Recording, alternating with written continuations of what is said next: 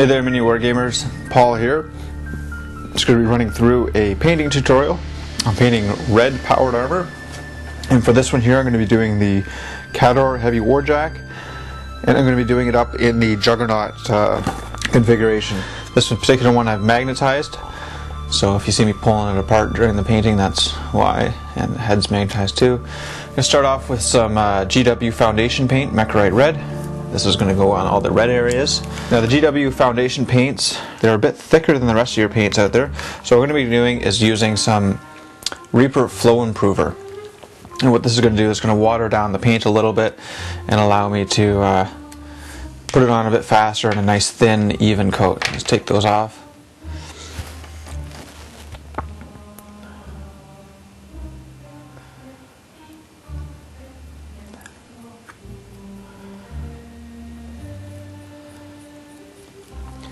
Foundations go on nice and thick and cover well, but you don't want your paint to be blotchy and stuff like that, so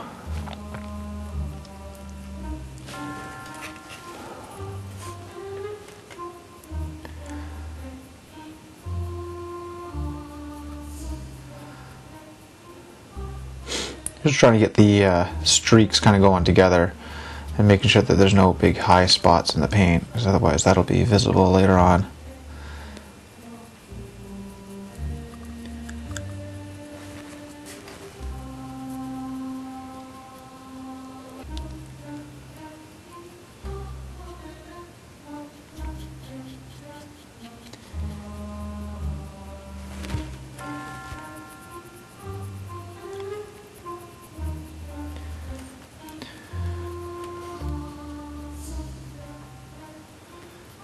So the next thing I'm going to do is I'm going to start with the highlights on here, and I'm going to use a big wide brush. This is a 3/8 of an inch brush, so I'm going to start with Reaper Blood Red, and I'm going to try some Fire Orange, which is a bit brighter, and Pheonix Red, and then I'm going to do a red wash on it to bring everything back down. Because the Mechrite Red isn't very dark, but what the wash will do at the end is it'll blend the different red tones all together nicely.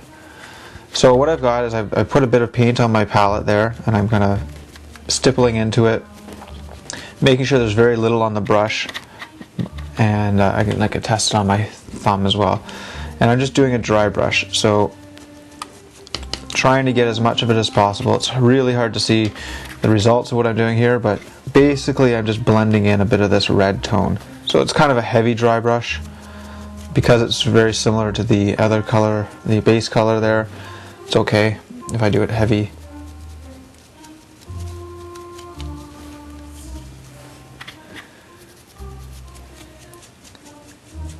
And it'll help blend in the upper layers as I put those on top as well. Okay, I think that's okay there. Now I'm going to go to the orangey color, Pheonix Red. Now I'm going to be really careful with this one here, that I actually get a proper dry brush going. So if I don't, I'm going to end up with streaks and stuff like that. So trying to brush perpendicular to the edges I want. You can see that I am getting some orange on the stacks there. It's fine, I'm going to be painting those later, but you can see that I am getting some paint coming off here. Not a lot, but it's enough.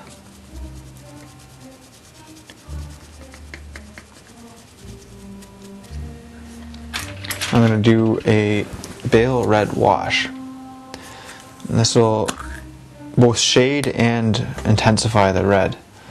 Let's give you a sample. I'm using a big wide brush here, and this goes on quite liberally. You want it to pool a little bit in the areas. What it does when it dries is that all the pigment kind of stays in the pools, and the other parts dry out, very little pigment stays on it. And what you end up is it ends up giving you all the shadows and stuff you want without having to do a lot of the work, which is always a welcome change. And you have to be quite generous with a wash for it to do its job properly. There you go. So I'm just going to let that dry. Okay, here we are back again. Baal red wash is almost done. I got some nice color variations here. The shadows are in there. What I'm going to do now is I'm going to paint all of the silver areas with GW Boltgun Metal. I'm going to do that nice watered down with some flow improver. If I don't get right in the edges, it's fine because I'm going to do a black wash after this. Maybe even some brown washes, but I'm just mostly worried about the raised areas, flat surfaces.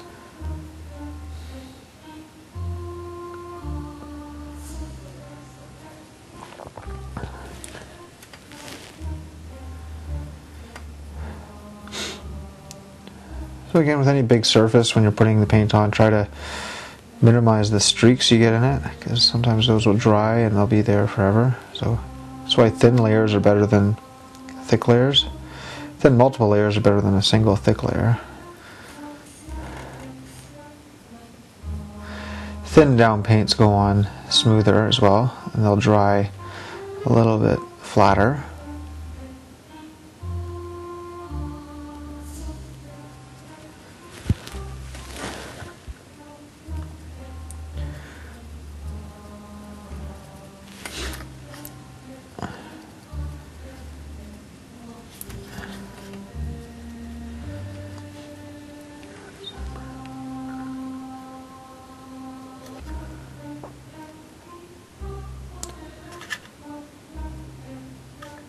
There we go. I think that's it. Just going to go over some of the red highlights with blood red and then probably some fire red, just to get the edges a bit more because they got dulled down from that wash.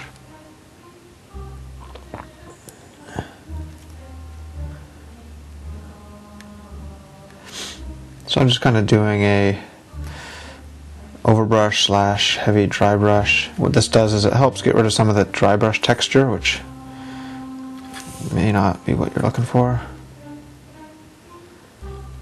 The wash is around the rivets there. I like that look where it's kind of darker there, so I'm going to try to keep as much of that as possible.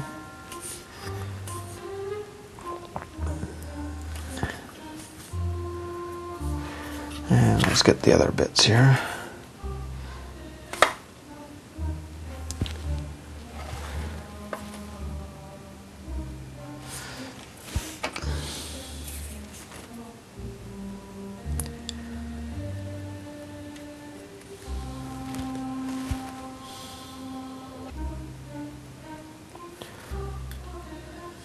So as you can see, I'm kind of using the side of the brush there to catch the edge. I'm not using the tip of it, just kind of brushing the side along there. And what that does is it makes sure that I'll only get the edge of the detail with the brush. I also have to be careful then with the amount of paint I have on the brush. When I go along a flat surface like that, I'm using the tip, but for the edges, and I try to blend the corners around too there. Not going to have super sharp. Again, because these are semi-transparent, you can be a little bit more forgiving. Our next step is going to be all the silvers. We're probably going to want to have a bit of variation in those, so I'm going to do a bit of different washes. I'm going to do Ievlin mud as well as Badab black.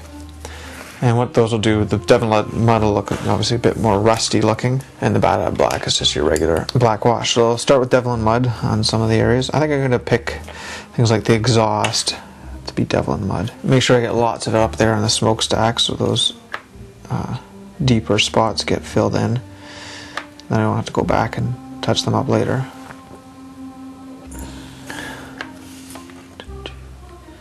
And any of these bits here, I'm going to do those Ievlin mud as well.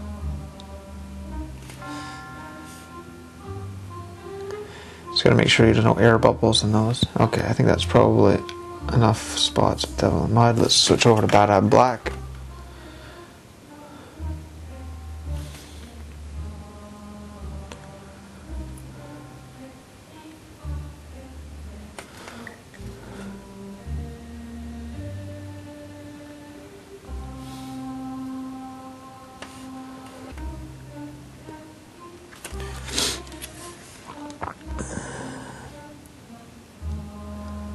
I'll start from the socket here.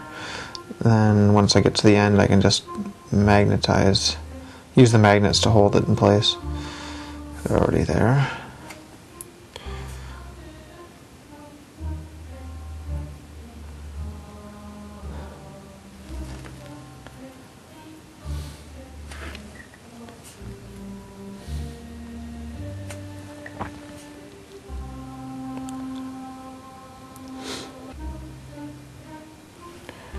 And see the pools of the wash there, those will dry up real nice, and if I just go over the edges, it'll look quite neat actually. So I'm using a bit of rainy gray. I'm going to paint those rocks and kind of maybe dry brush them kind of. Oh no, I'm gonna have to give these a black wash. And these are just pieces of a wine cork bottle super glued down. Just try to break them off in irregular pieces. Bit of the cork here left over. So you obviously make sure you don't use the rounded bits, but everything else breaks off nice and good. Here's the bottom end. So that's actually about the same size as a regular slotted base, or whatever, your regular 25mm base. So it's just basically perfect for your regular guys. Just doing it while it's wet, it'll blend in a bit more. It's fine. They're not really a focal piece, they're just to break up the monotony of the base. And I'm going to use a bit of leaf green to attach my static grass. Depending on the size of the guy you're doing, the size of the base and how complicated it is, you might want to do it in sections, just because you don't want the paint to dry before you get the grass on it. There we go. Static grass is done. Now I'm going to touch up around the outside of the base with some black. Let's use some Reaper Pure Black. Just touch up those spots and make it look all nice and even.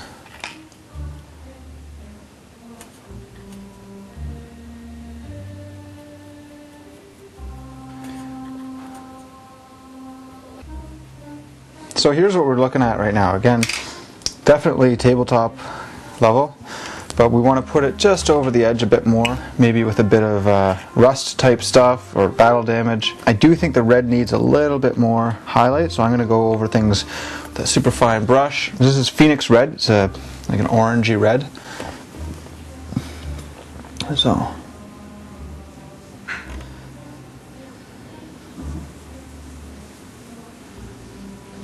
just barely on the edges here,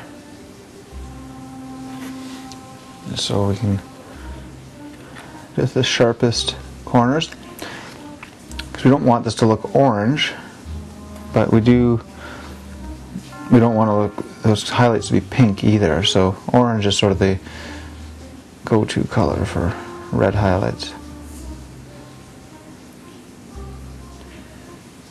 So I'm just trying to find the edges here, using the side of my brush to go along the edge. Now we're going to go over the silver bits, the things that we've done with the Boltgun Metal. Use a bit of Chainmail, which is brighter than Boltgun, but not as much as Mithril. And what that'll do is that'll allow us to just get the edge highlights.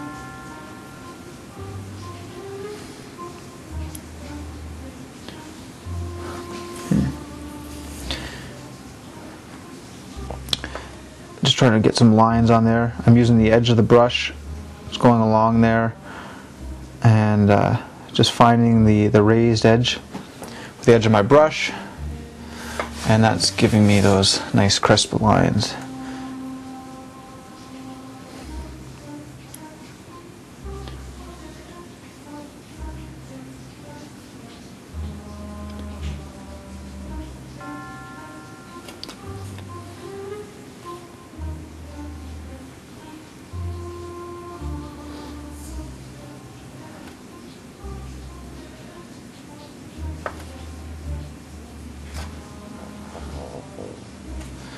Again, just trying to make this look, weathered and used. Same sort of stuff here. I'm gonna just try to brush on some paint chip type stuff.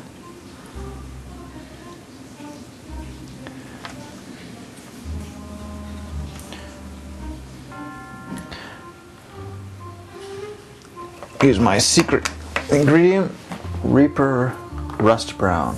Rust Brown, here we go. This is to Reaper paint what Ievlin mud is to GW paint. It might be a bit of an exaggeration, but it's still pretty stinking cool. And what you do is you kind of stipple it on with an old brush.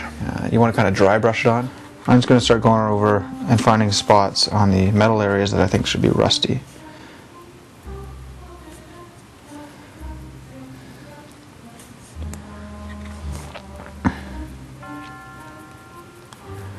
So I'm thinking like the undersides of surfaces, that sort of stuff. Areas that may not get touched.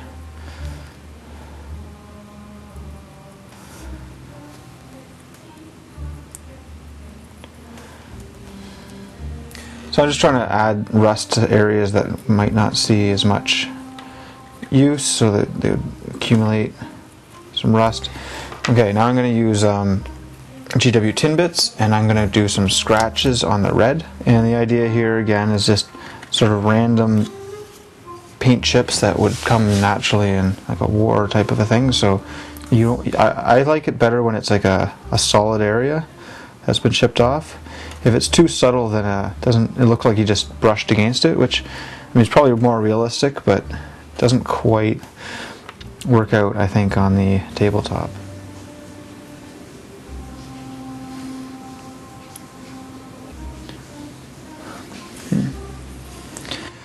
And kind of using this to cover up any mistakes I made earlier.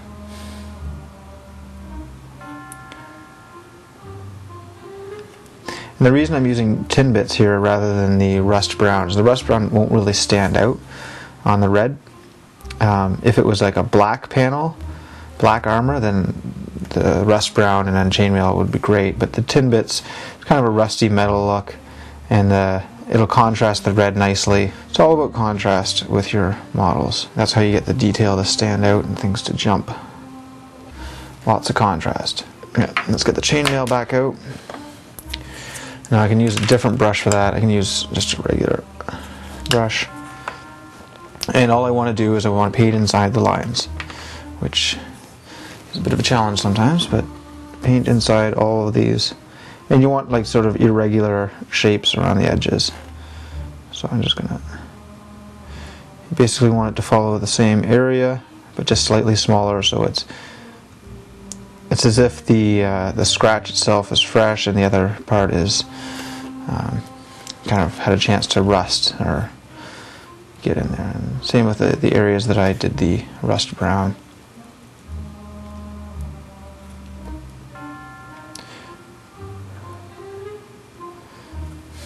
Same around the rivets, you want to make sure that you don't get too much right inside the rivet.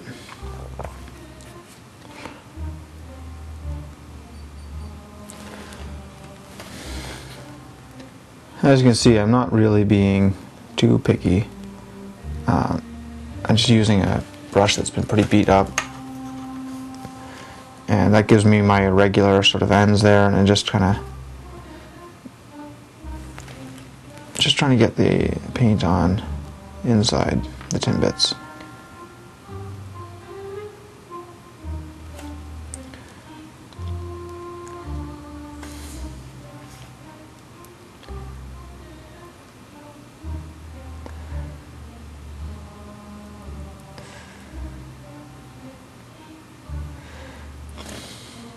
And sparingly, I think chainmail is a great color to have in your repertoire. Boltgun is a must-have.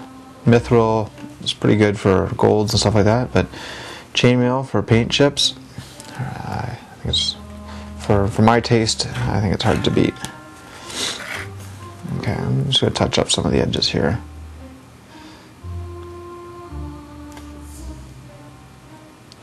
Just try to get that inside edge a bit more, bring that out. There we go.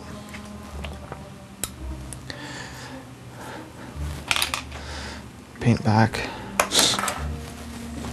And there we have him. Nice rusty, battle-torn warjack, steampunk, with magnetized bits.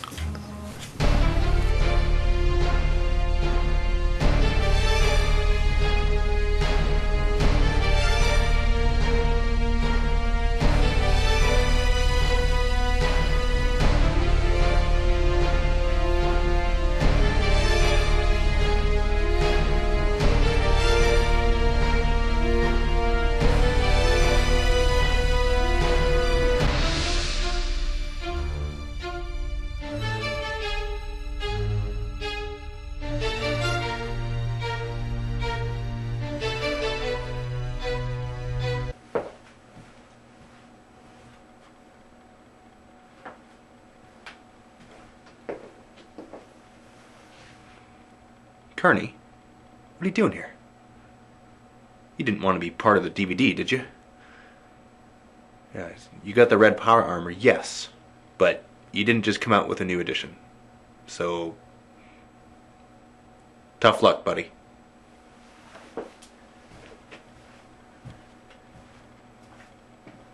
Time for chaos.